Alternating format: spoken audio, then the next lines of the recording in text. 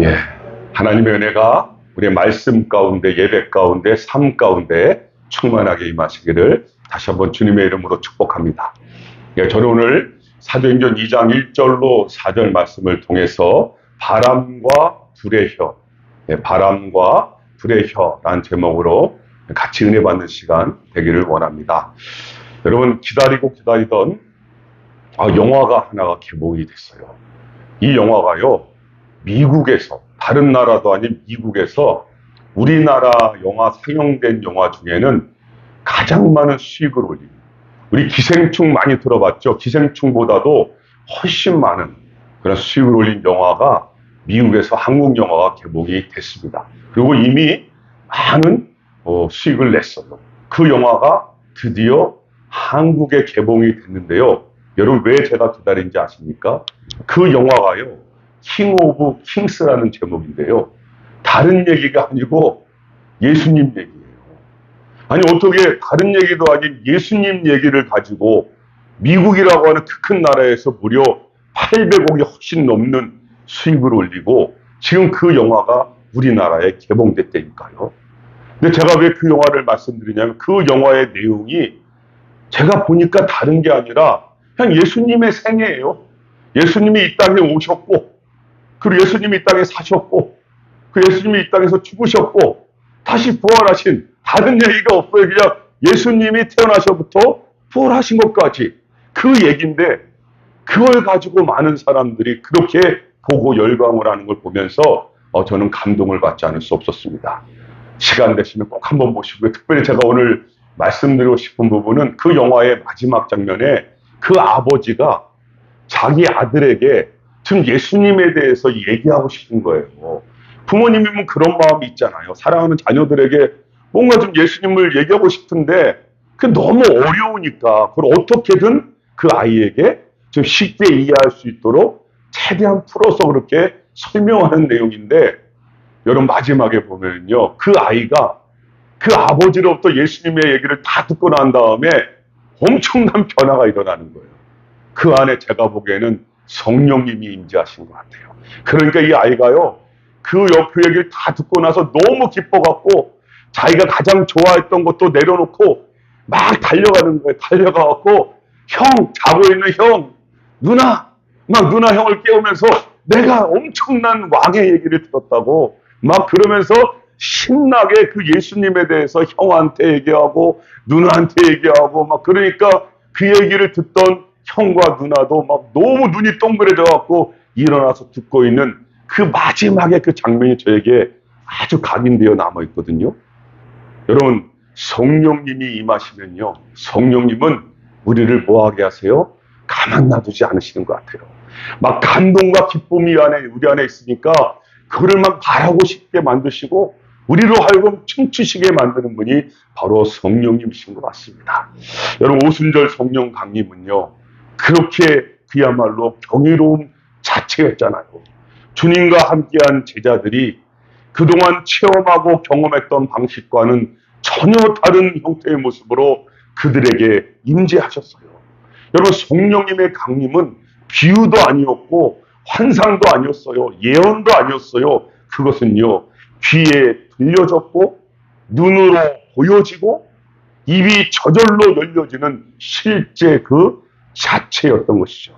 삼척동자도 다 알 수 있는 그런 현상으로, 누구도 부인할 수 없는 그 현상으로 오늘 성령 하나님께서 이 땅에 임재하신 것이죠.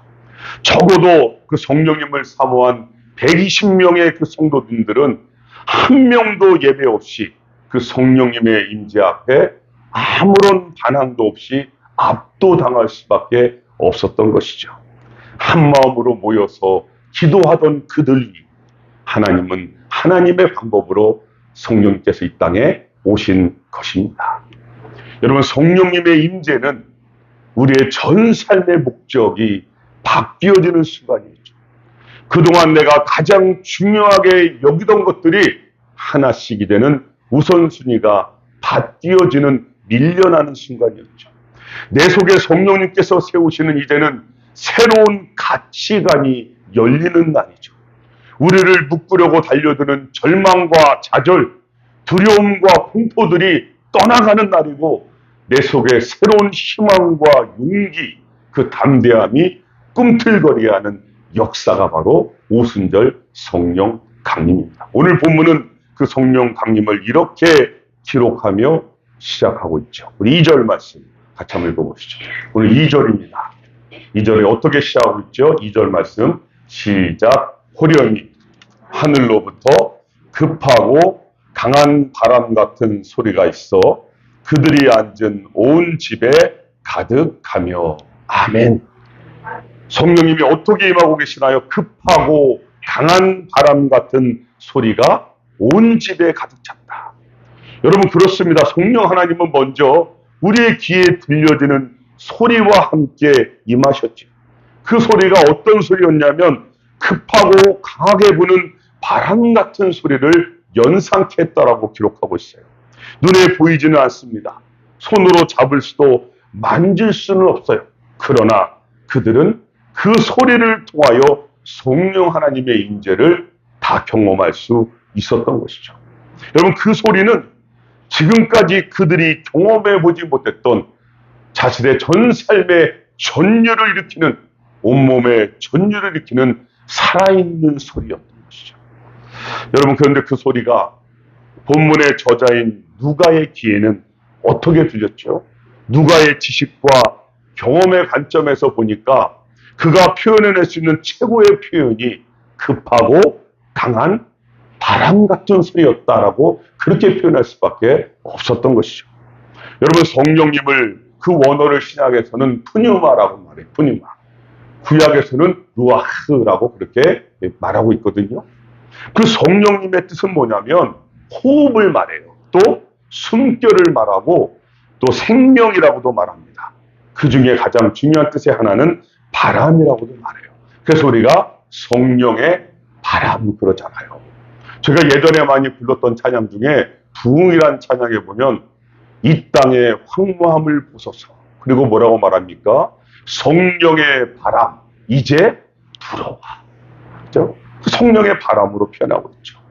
여러분 그 성령님의 바람이 가장 잘 표현된 것 중에 한 것이 구약에 나오는데 그곳에서는 성령님을 생기라는 단어로 그렇게 표현하고 있거든요.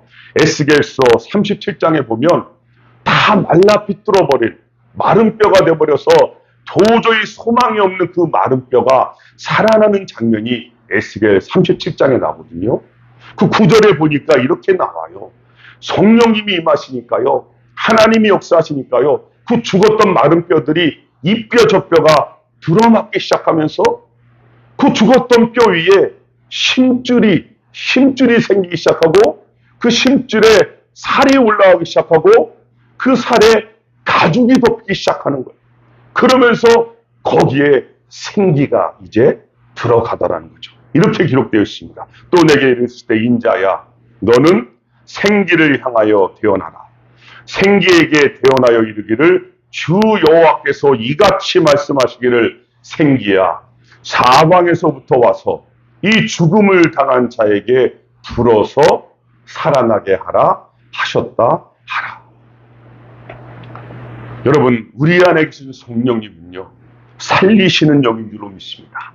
아무런 소망 없는 절망 자체인 그 죽은 뼈도 살아나게 하시는 그 마른 뼈에 생기를 넣으셔서 가장 강력한 군대로 변화시키는 분이 누구시라고요? 성령님이신 거예요.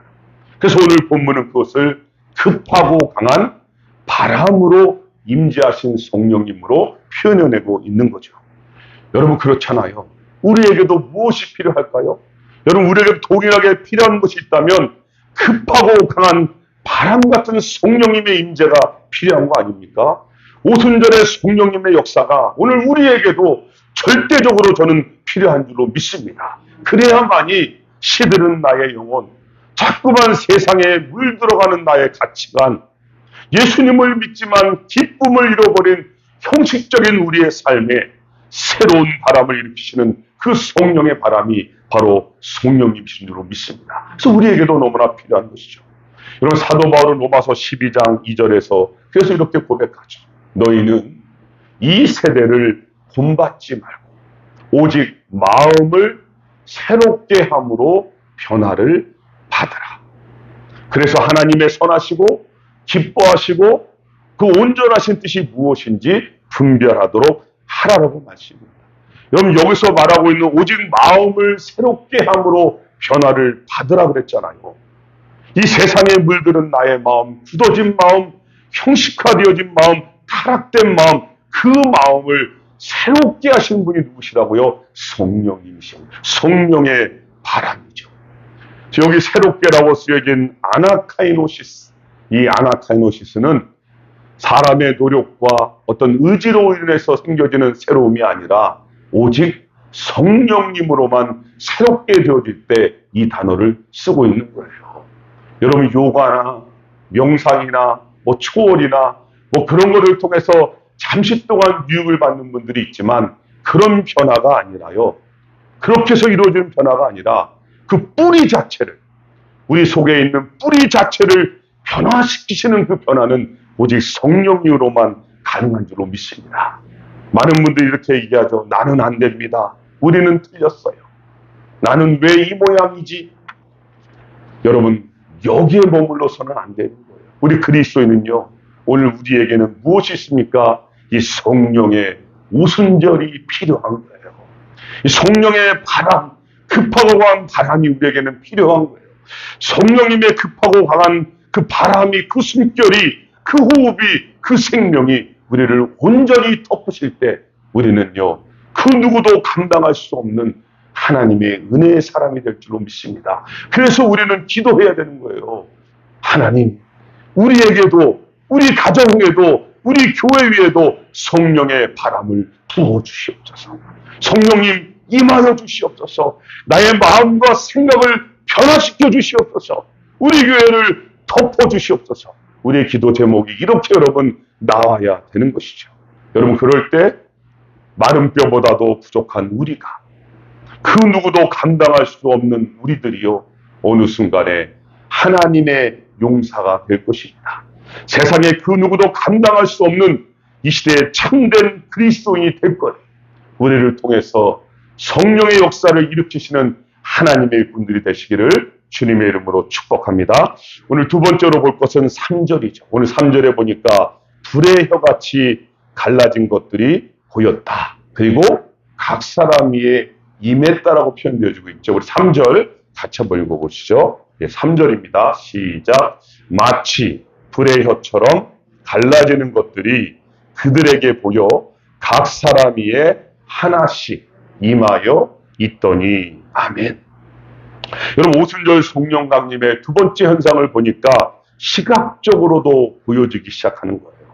소리로 시작된 성령 하나님의 임재가 이제 모인 무리들이 직접 볼 수 있는 불의 형태로, 불의 혀의 형태로 지금 나타나고 있잖아요. 그 모양의 표현을 누가가 어떻게 표현하고 있냐면 불의 혀처럼 갈라지는 것 같다라고 그렇게 표현하고 있어요. 여러분, 우리나라 역대 최고의 산불이 언제 일어난지 아시죠? 우리나라 산불이 많이 일어났잖아요.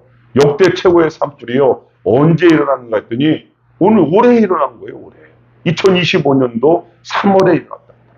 여러분, 우리가 모두 봤잖아요. 생생하게 TV를 통해서도 봤잖아요. 우리에게 기억되는 거 뭡니까? TV를 통해서 보는데도 그 불길이 얼마나 강한지, 그죠? 막 불의 끝의 모습이 불의 혀처럼, 마치 혀처럼 쉴 새 없이 움직이면서 번져가는 모습들을 여러분 보셨잖아요. 여러분, 왜 그 불을 진압하기가 어려웠죠? 바람 때문 아닙니까? 돌풍이 동반하니까 그 인간의 힘으로 아무리 갖다 부어도 막을 수가 없잖아요.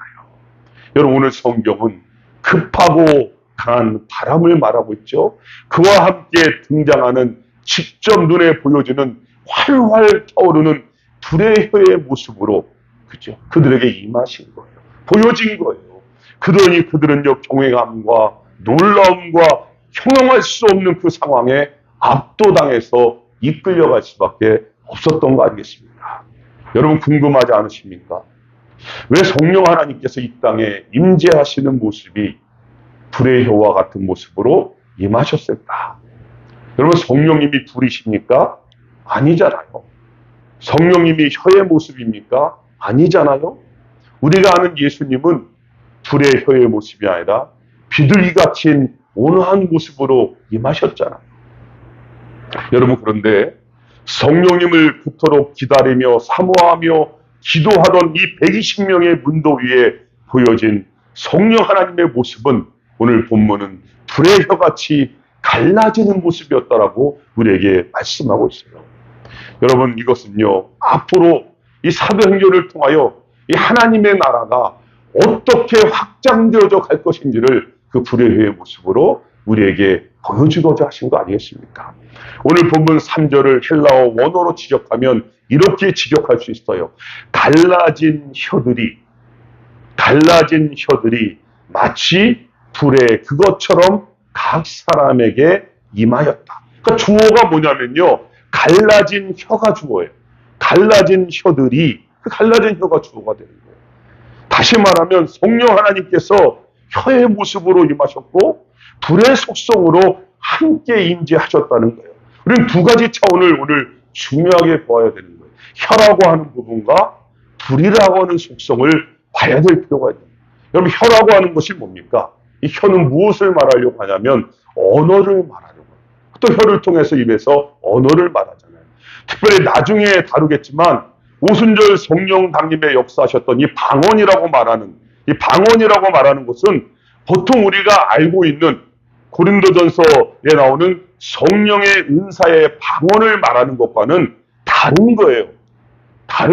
그래서 우리가 보는 개역 개정 성경에는 그것을 방언이 아니라 다른 언어라라고 그렇게 성경을 번역해 놨거든요. 고쳐서 기록한 거죠. 여러분, 그렇습니다. 우리가 바벨탑 사건을 왜 기억합니까? 여러분, 인간의 교만이 최고로 올라가면 어디까지 가는지 아세요? 내가 하나님이 되는 거예요. 인간의 교만이요, 가장 끝까지 올라가면 어디까지 간다고요? 내가 하나님이 되는 거예요. 이게 처음 아담과 하와가 넘어질 때부터 지금까지도 역사하는 거예요. 그래서 바벨탑은 뭐의 상징이냐면 교만의 상징이고, 그 교만의 상징으로 인해서 바벨탑은 결국 하나님의 심판을 받았는데, 그 심판이 뭡니까? 언어가 흩어지는 거예요. 언어가 하나였는데요, 그 바람에 교만으로 인해서, 죄로 인해서 언어가 흩어져 버렸잖아요. 그래서 우리가 창세기 11장 4절에 보면 또 말하되 자 성읍과 탑을 건설하여 그 탑 꼭대기를 하늘에 닿게 하여 우리 이름을 내고 온 지면에 흩어짐을 면하자 하였던, 그들이요 자신이 하나님이 돼서 우리가 흩어짐을 면하고 같이 뭉쳐서, 우리 똘똘 뭉쳐서 우리가 하나님이 돼서 이곳에서 우리의 번영된 왕국을 누리며 살자라고 그럴 때, 그들이 하나님의 자리를 차지했을 때 하나님은 그들의 언어를 흩어버리셨단 말이에요. 그래서 교만으로 인하여 흩어졌던 그 언어를 오늘 이 사도행전의 오순절의 역사를 통하여 성령 하나님께서요, 성령의 바람을 통하여, 성령의 불을 통하여 다시 하나 되게 하시는 역사인 거예요. 교만은요 분열을 낳지만, 교만은 다툼을 일으키지만 성령 하나님은 하나 되게 하신 줄로 믿습니다. 다시 하나 되게 하시는 거예요. 하나님의 은혜가 임하게 하시는 거죠. 회복시키시는 분이 바로 하나님이신 것입니다. 또 한 가지, 오늘 불의 혀같이 갈라지는 성령님의 속성을 불로 표현했잖아요. 여러분, 불의 속성이 뭡니까? 불은 뭐 하는 거예요? 태우는 거잖아요. 태우는 거예요. 오늘 성경을 보면 이 불이 공동체 위에 임했잖아요. 그리고 나서 공동체에 임한 그 불이 각 사람에게로 분배되어졌다라고 말하고 있거든요. 120명의 사람 위에 개별적으로 그 불이 임했다라고 말씀하고 있어요. 여러분, 이것은 하나님의 교회가 어떻게 시작되어지는지 그 메시지를 우리에게 주시고자 하는 거예요. 여러분, 주님이 주인 되시는 교회, 성령님께서 주인 되시는 교회는요, 성령 하나님 없이는 불가능하다는 사실을 우리에게 알려주시고자 하는 거예요. 교회의 시작도 성령님이시고, 교회의 중간도 성령님이시고, 교회의 마지막도 성령님이 되는 것이 맞습니다. 그래야만 주님께서 약속하신 오직 성령이 너희에게 임하시면 너희가 권능을 받고 예루살렘과 온 유대와 사마리아와 땅 끝까지 이르러 내 증인이 되리라. 그 말씀이 이루어지기 때문인 것입니다. 여러분, 성령님의 불의 속성은 공동체 즉 우리 교회에 또 우리 자신에게 태워져야 할 부분이 있음을 강조하고 있는 거예요. 여러분, 우리 안에 정말로 주님 앞에서 태워져야 할 것이 무엇이 있을까요? 우리나라는요, 참 기독교가 뜨거웠지만 하나님 앞에 태워졌던 부분이 신사참배였어요. 그죠? 그 신사참배 앞에서 하나님을 버리고 우상을 섬겼던 민족이 우리나라였거든요. 그 문제가 우리는 하나님 앞에서 철저히 회개되어지고 태워졌던 것이죠. 여러분, 우리의 가정에도 우리의 삶에도 분명히 하나님 앞에 태워져야 할 부분이 무엇인지 오늘 성령 하나님은 이 오순절 불의 역사를 통하여 우리에게 말씀하고 있는 거예요. 왜 그럴까요? 우리의 가장 깊은 곳을 감찰하시는 분은요, 성령님이세요. 우리는 감출 수 있다고 말할지 모르지만 성령님은 내가 무엇을 생각하고 있는지, 무엇을 하려고 하고 있는지, 무엇을 내가 더 의지하고 있는지 가장 정확히 우리의 깊은 속을 보고 계신 거예요. 우리의 아픔도, 우리의 슬픔도, 우리의 기쁨도 우리의 성령님은 다 아십니다. 그렇기 때문에 그분은요, 우리 속에 있는 더럽고 추한 것들을 태우실 수도 있고 그 누구보다 우리를 가장 강력하게 위로할 수 있는 분이 성령님이시네요. 아시기 때문에. 여러분, 그러니까 자꾸만 다른 것들 바라보고 의지하지 마세요. 그분 앞에 엎드려야 되는 거예요. 왜 기도를 해야 된다고요? 기도해야 우리 안에 있는 그런 것들이 보여지는 거예요. 드러나는 거예요. 그래야만 그 문제를 가지고 하나님 용서해 주세요. 태워주세요. 해결해 주세요. 그분 앞에 엎드릴 수 있기 때문 아닙니까? 여러분, 제가요, 타다가만, 저는 아무래도 힌두교권에서 있다 보니까 시체를 거기에 태웠거든요. 그러면 돈이 있는 분들은 장작을 많이 구해서 태우지만 돈이 없는 분들은 장작을 많이 못 놓으니까 그냥 태우다 망거우면 팔 한 짝, 다리 한 짝 이런 게 그냥 그대로 막 쓸려 내려가요. 너무나 많이. 얼마나 여러분 타다 만 것이 흉하고 흉측하고 보기 흉하지 않습니까? 태워지려면요, 완전히 태워져야 됩니다. 성령님은요, 우리 안에 우리가 가지고 있는 죄의 문제든 어떤 것이든 완벽하게 태우실 줄로 믿습니다. 그래야만 우리 위에요, 성령님께서 열정과 사명을 주시는 거예요. 마치 그 어린아이가요, 그 영화에서 봤잖아요. 그 어린아이가요, 마지막 주님을 만나고 나니까 성령님이 임하시니까 막 기쁨으로 다 달려갔죠. 자기가 가장 좋아하는 거 버리고 달려갔듯이 우물가의 여인처럼요, 가서 전하지 않고는 견딜 수 없는 것처럼 그 위에, 태워진 그 위에는 성령 하나님께서 열정과 사명을 주십니다. 그래서 그들을 통하여 하나님의 나라를 이루어가는 줄로 믿습니다. 저는 우리 모두가요, 성령님으로 깨끗이 태워져서 정말 열정과 은혜로 충만해져서 이 시대의 그 사명을 감당하는 우리 모두가 되시기를 주님의 이름으로 축복합니다. 말씀을 맺어볼게요. 여러분, 그렇습니다. 저는 말씀을 준비할 때마다 정말 아무리 생각해봐도 이 80억의 인구 중에 제가 하나님의 자녀로 선택받을 이유가 없잖아요. 도대체 제가 하나님 앞에 내놓을 게 아무것도 없는데 그런 나를 선택해 주셔서 원씨가 너는 내 거야? 너는 내 사랑하는 아들이야? 그렇게 지명하여 불러주셔서 예수님을 믿음으로 말미암아 하나님의 자녀가 되게 하시고 오늘 죽어도 저 천국의 영생의 삶을 누릴 수 있게 하신 그 은혜를 어떻게 설명하시겠어요? 여러분, 우리가 바로 그런 분들입니다. 여러분들이요, 주님의 피값으로 맞바꾸어진 가장 고귀하고 보배롭고 존귀한 분들인 줄로 믿습니다. 그거 잊지 마시고요, 가장 그런 마음과 담대함과 그 정체성을 가지고 이 땅에 오늘 성령의 일꾼으로 그렇게 믿음으로 승리하며 살아가는 우리 모두가 되시기를 주님의 이름으로 축복합니다. 기도하시겠습니다.